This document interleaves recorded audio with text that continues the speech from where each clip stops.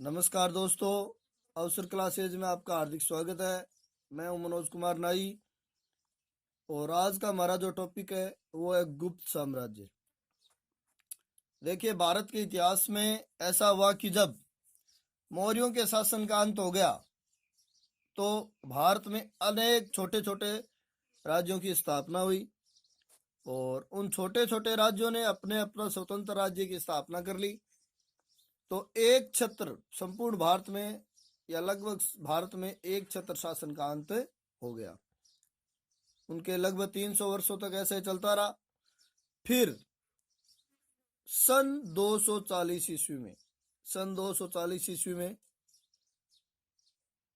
गुप्त साम्राज्य की स्थापना हुई और ये 550 ईस्वी तक चलता रहा। तो लगभग 300 वर्षों तक इनका शासन रहा। तो आज हम गुप्त साम्राज्य के बारे में विस्तार पूर्वक पढ़ेंगे। गुप्त साम्राज्य की जानकारी देने वाले हैं जो मुख्य ग्रंथ है वो हमारे धार्मिक ग्रंथ विष्णु पुराण, वायु पुराण और भागवत पुराण है। यानी पुराणों के माध्यम से हमें गुप्त साम्राज्य की जानकारी प्राप्त होती है। अब बात करते हैं गुप्त साम्राज्य के प्रथम शासक श्रीगुप्त की। श्रीगुप्त का शासन काल 240 ईस्वी से लेकर के 280 ईस्वी तक रहा। ये गुप्त साम्राज्य के संस्थापक थे। गुप्त साम्राज्य प्रश्न आ सकता है कि गुप्त साम्राज्य के संस्थापक कौन थे? तो गुप्त साम्राज्य के संस्थापक थे श्रीगुप्त। प्रभावती गुप्त के पूना ताम्रपत्र अभिलेख ये स्रोत है। प्रभावती गुप्त के पूना ताम्रपत्र अभिलेख से जानकारी मिलती है कि श्रीगुप्त को गुप्त वंश का आदिराज कहा गया। आदिराज का मतलब वह शासक जिन्होंने सर्वप्रथम गुप्त वंश की स्थापना की। अगला जो शासक है वो है घटोत्कच। घटोत्कच नाम महाभारत में भी आता है और गुप्त काल में भी आता है। हमने महाभारत में पढ़ा कि भीम का एक हिडिंबा का पुत्र, भीम और हिडिंबा का पुत्र भी था, उसका नाम था घटोत्कच, जिसने महाभारत के युद्ध में खूब हलचल मचाई। उसी की नाम राशि का यह नाम था घटोत्कच। 280 ईस्वी से लेकर 319 ईस्वी तक गुप्त साम्राज्य का शासक रहा। काफी लंबे समय तक शासक रहा। यह श्रीगुप्त का उत्तराधिकारी था। रिद्धपुर ताम्रपत्र व पूना अभिलेख में गुप्त वंश का प्रथम शासक घटोत्कच को माना गया। ये दो शिलालेख है। यदि हम बात करें तो इन्हें वास्तविक संस्थापक मान सकते हैं कि घटोत्कच ने जो श्रीगुप्त ने सत्ता की स्थापना की थी उसे और मजबूत कर दिया। अगला जो शासक है वो है चंद्रगुप्त प्रथम। गुप्त साम्राज्य के अंदर यदि किसी महत्वपूर्ण या शक्तिशाली शासक का जो पहला शक्तिशाली शासक हुआ वो हुआ था चंद्रगुप्त प्रथम। चंद्रगुप्त प्रथम 319 से लेकर के 335 ईस्वी तक शासक रहा था और यह घटोत्कच का उत्तराधिकारी था। इन्होंने विवाहों के माध्यम से अपनी सत्ता बड़ी कूटनीतिक ढंग से अपनी सत्ता को और मजबूत किया। चंद्रगुप्त प्रथम ने लिच्छवी राजकुमारी कुमार देवी से विवाह किया।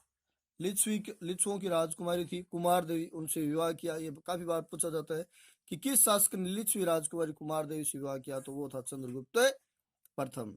महाराजा अधिराज की उपाधि धारण की और महत्वपूर्ण बात यह कि गुप्त संवत चलाया। गुप्त संवत 319-20 ईस्वी में चला गया। यानी ये ईस्वी सन से क्या होता है कि पीछे चलता है। 319-20 यानी कम है। आगे की हम बात करते हैं। अगला जो शासक था वो था समुद्रगुप्त। गुप्त वंश का सबसे महत्वपूर्ण शासक, सबसे शक्तिशाली शासक तो जो था वो समुद्रगुप्त था। इसमें ये वीर योद्धा, दानी, कुशल सेनापति, कुशल संगीतज्ञ, कुशल निर्माता, इसमें सभी प्रकार के गुण थे। 335 ईस्वी से लेकर के 375 ईस्वी तक 40 वर्षों तक इन्होंने शासन किया। बहुत महत्वपूर्ण, हमारे भारत के इतिहास में बहुत महत्वपूर्ण शासक हुआ है, उसका नाम है समुद्रगुप्त। यह चंद्रगुप्त प्रथम का उत्तराधिकारी था। इन्होंने प्रयाग प्रशस्ति हरिसेन के द्वारा रचित है लेख की रचना करवाई। ये प्रयाग प्रशस्ति है ये गुप्त साम्राज्य की जानकारी देने का महत्वपूर्ण स्रोत है। इसके माध्यम से हमें गुप्त साम्राज्य की बहुत ज्यादा जानकारी प्राप्त होती है। समुद्रगुप्त ने अश्वमेध यज्ञ करवाया। अश्वमेध यज्ञ यज्ञ है वो शक्तिशाली होने का प्रतीक है।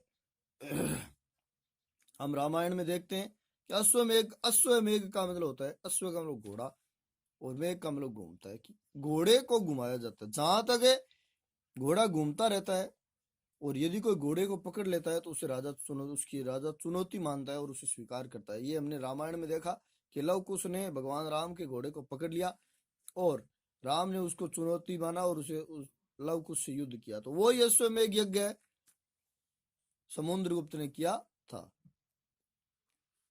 अब है प्रयाग प्रशस्ति। प्रयाग प्रशस्ति के बारे में जानना बहुत जरूरी है, क्योंकि प्रयाग जो उत्तर प्रदेश के अंदर वर्तमान में इलाहाबाद का नाम बदल करके प्रयागराज कर दिया गया, तो वहां पर एक प्रशस्ति है, पत्थर पर लिखे हुए कुछ चीजें, लेख मिला है जिसे प्रयाग प्रशस्ति कहा गया है, जिसकी रचना है वो हरिसेन के द्वारा की गई है। यह उत्तर प्रदेश में स्थित है और इस प्रशस्ति को समुद्रगुप्त के बारे में लिखा हुआ है इसमें, और समुद्रगुप्त को कविराज कहा गया। गायन व संगीत में दक्षता में गुरु, तुम्बुरु को व नारद को भी लज्जित करने वाला, यानी समुद्रगुप्त है वो इतना दक्ष संगीतज्ञ व गायक था कि गुरु तुम्बुरु और नारद को भी लज्जित कर दे।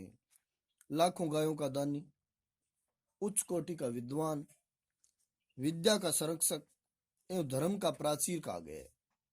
समुद्रगुप्त वीणा बजाने में भी निपुण था। बहुत मस्त है कि कौन सा शासक वीणा बजाने में निपुण था, या समुद्रगुप्त कौन सा यंत्र बजाता था, तो वो था वीणा। अगला हमारा टॉपिक है कि समुद्रगुप्त की विजय। समुद्रगुप्त ने उत्तरी भारत आर्यावर्त के 9 राज्यों को जीत करके राजप्रसभोद्रण नीति के तहत साम्राज्य में मिला लिया।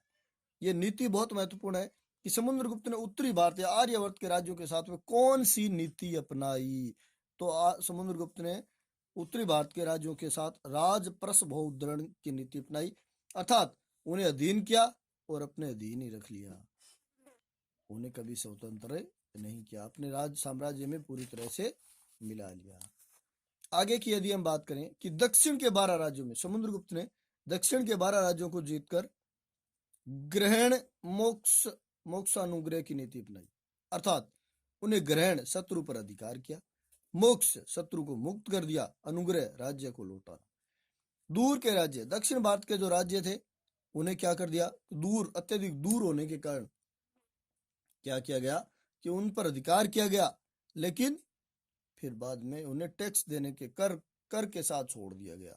यह नीति समुद्रगुप्त की है, वो कूटनीतिक दूरदर्शिता का बखान करती है, क्योंकि दूर के राज्यों पर अधिकार करना है और एक साथ लंबे समय तक अधिकार बनाए रखना बहुत मुश्किल होता है। एक बार उन्हें जीता जा सकता है, लेकिन सदा सदा के लिए उनके साथ है वो अधिकार या शासन संचालन नहीं किया जा सकता। इस कारण उन्हें कर देते थे वो, और उन्हें ग्रहण मोक्षानुग्रह की नीति के तहत उन्हें स्वतंत्र भी कर दिया गया।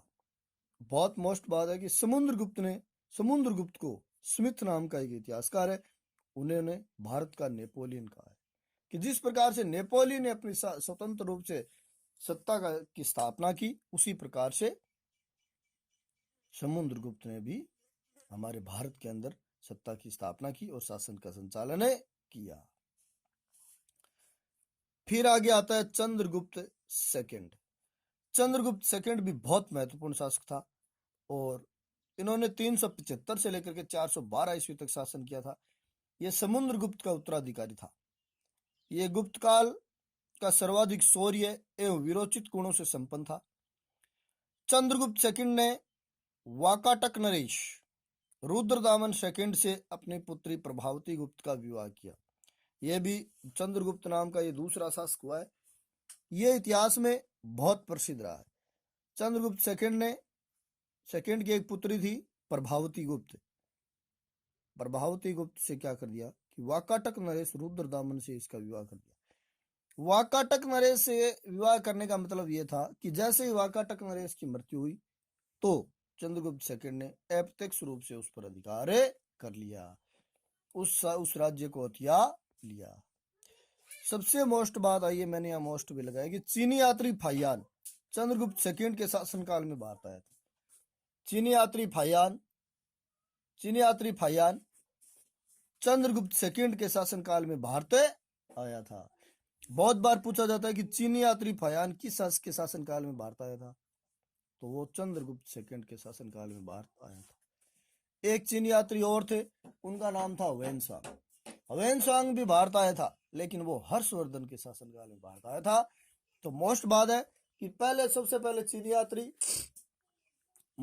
यात्री फाहियान आया था, और फाहियान चंद्रगुप्त सेकंड के शासनकाल में भारत आया था। अगली बात है कि चंद्रगुप्त सेकंड के दरबार में 9 विद्वान नवरत्न, ये नवरत्न नाम 9 विद्वान रहते थे जिन्हें नवरत्न कहा गया। ये नवरत्न आगे जाकर के अकबर के दरबार में भी हमें देखने को मिलता है। वो 9 विद्वान थे: अमर सिंह, बेताल भट्ट, वरुचि, कालिदास, घटकरपर, धन्वंतरी, छपणक। तो ये जो 9 विद्वान थे, ये 9 विद्वान हमें आगे जाकर के भारतीय इतिहास में अकबर के शासनकाल में भी देखने को मिलते हैं, और इनके अलग अलग ये विश्व प्रसिद्ध रहे हैं। ये विद्वान बहुत महत्वपूर्ण है, चाहे हम धन्वंतरी की वो वेद की बात करें, भले ही हम बेताल भट्ट की बात करें, एक एक विद्वान बहुत महत्वपूर्ण है। कालिदास को तो आप जानते ही हैं, संस्कृत के बहुत ज्यादा विद्वान रहे हैं। चंद्रगुप्त सेकंड ने नागवंश की कन्या कुबेर नागा से भी विवाह किया। चंद्रगुप्त सेकंड ने नागवंश की एक कन्या थी कुबेर नागा। ये विवाह इस बात के प्रतीक होते थे कि जो शक्तिशाली जो होता था, उनसे या तो अपनी लड़की का विवाह कर दिया जाता था, या उनकी लड़की से विवाह स्वयं कर लेते थे। ये इस बात का प्रतीक होता था कि वो साम्राज्य या वो शक्ति है, वो अब उनसे नहीं टकराएगी, क्योंकि एक टाइप की संधि होती थी।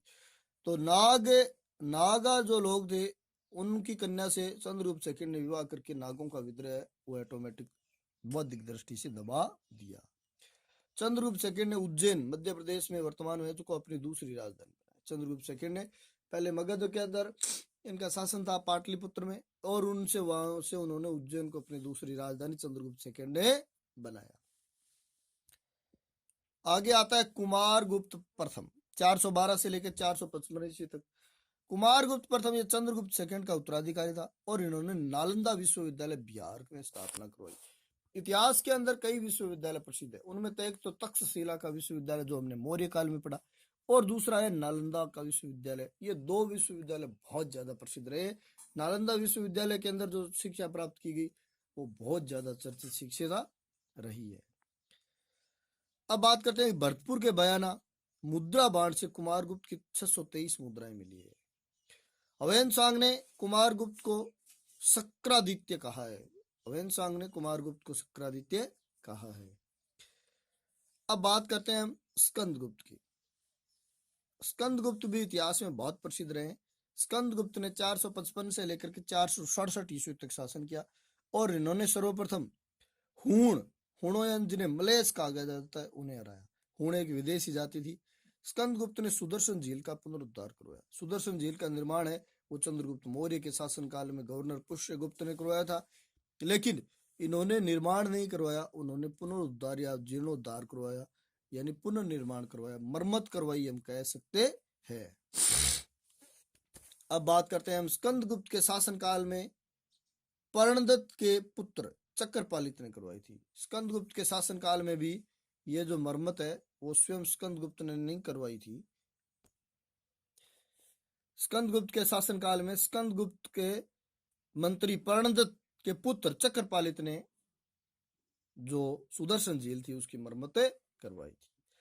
तो स्कंदगुप्त तक जो गुप्त साम्राज्य था वो शक्तिशाली रूप से चलता रहा, और उसके बाद में उसके क्षीण होने की या फिर कमजोर होना वो शुरू हो गया। बाद में भी कई शासक हुए, जिनमें हम देख सकते हैं पुरुगुप्त है, स्कंदगुप्त के बाद में पुरुगुप्त हुआ, फिर नरसिंह गुप्त हुआ, फिर कुमारगुप्त सेकंड हुआ, फिर बुद्धगुप्त हुआ, फिर बुद्धगुप्त बालादित्य सेकंड हुआ, कुमारगुप्त थर्ड हुआ, और अंतिम की यदि हम बात करें तो वो विष्णुगुप्त हुआ। पूछा जा सकता है प्रथम गुप्त सम्राट कौन था? श्रीगुप्त। अंतिम कौन था? विष्णुगुप्त। विष्णुगुप्त के साथ ही क्या हुआ? गुप्त साम्राज्य की सत्ता का एंड हो गया।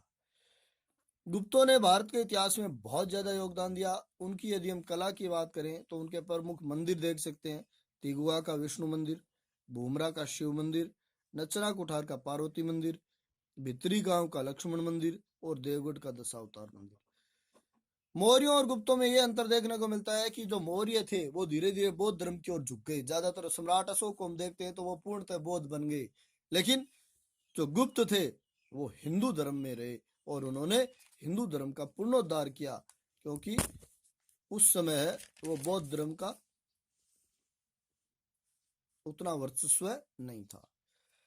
अब यदि हम गुप्त काल की और बात करें मूर्तियों की, तो गुप्त काल की मूर्तियां भी प्रसिद्ध रही है। सुल्तानगंज की बुद्ध प्रतिमा, मथुरा की महावीर प्रतिमा, देवगढ़ व मथुरा की विष्णु प्रतिमा, एरण व उदयगिरि की वराह प्रतिमा और शिव का अर्धनारी स्वरूप की प्रतिमा। ये मूर्तियां भी बहुत प्रसिद्ध रही है। सुल्तानगंज की बुद्ध की प्रतिमा, मथुरा से महावीर की प्रतिमा, देवगढ़ व मथुरा में विष्णु की प्रतिमा, एरण व उदयगिरी में वराह प्रतिमा और शिव की अर्धनारीश्वर प्रतिमा। हम देखते हैं कि यहाँ पर भी बुद्ध प्रतिमा मिली। तो इस बात यह पता चलता है कि जो गुप्त शासक थे वो धर्म सहिष्णु थे, अर्थात वो एक धर्म में आस्था रखने वाले न होकर के सभी धर्मों में आस्था रखते थे, लेकिन उनका मुख्यतः जो धर्म था वो था हिंदू। अब देखते हैं कि जो गुप्त काल के अंदर जिस प्रकार का स्वर्णमय इतिहास रहा, इसी कारण से क्या कहा जाता है कि भारत के पूरे इतिहास में गुप्त काल को स्वर्ण युग कहा जाता है। भारत के इतिहास का स्वर्ण युग कहा जाता है क्योंकि इस समय जो भारत की सांस्कृतिक, राजनीतिक, धार्मिक, आर्थिक उन्नति हुई वो बहुत ज्यादा प्रसिद्ध रही है। तो आज के इस वीडियो में इतना ही। इसे शेयर करें, सब्सक्राइब करें। धन्यवाद।